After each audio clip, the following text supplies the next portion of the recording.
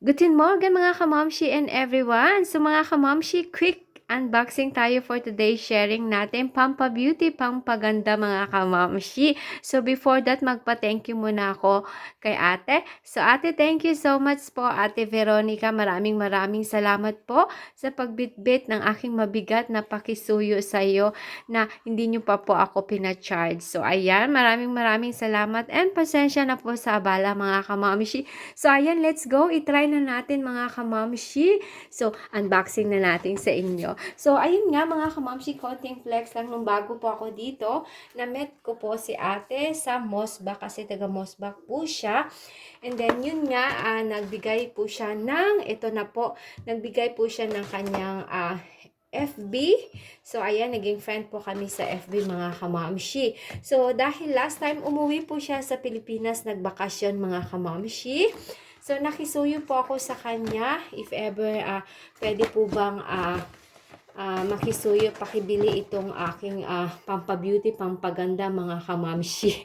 So, ayan, si ate, bilhin niya po talaga lahat. Ito, and syempre, sobrang thankful po ako ate. Hindi mo pa po ako pinacharge. And dahil nakalimutan ko rin itanong talaga mga kamamshi. So, nagbigay din ako ng konti syempre, pero konti lang. So, naalala ko today talaga na, ay, bakit hindi ko naas si ate? Syempre, alam ko naman yung feeling na pag galing tayo sa Pinas, marami tayong talagang pakisuyo. So, marami tayong gustong dalhin. So, isa pa ako talaga nagpabigat kay ate.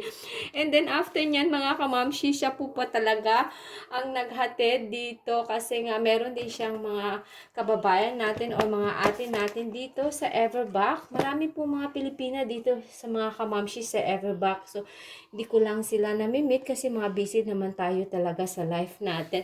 So, ayan na mga kamamshi, yung ating bonggang-bonggang Pampa Beauty.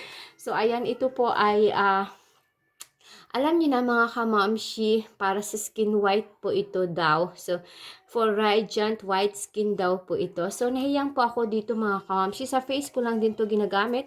And then, ito pong underarm whitening cream. So, ayan ate. Thank you so much po. Nahiya po ako. So, kanina inas ko talaga siya. Flex ko ng konti ate. Ate, sabi ko nakalimutan kong i-ask kagahapon kung magkano yung charge mo dito. Nakalimutan ko talaga. So, sabi niya wala na daw. So, ayan. So, thank you so much po uli ate. Sana makaulit po ako. So, ayan. So, share ko lang sa inyo. So sana ganito lahat ng mga kabayan natin na appreciate nila yung wala akong masabi. Thank you ate. So, ayan po. Happy weekend everyone. So, ayan. Thank you so much.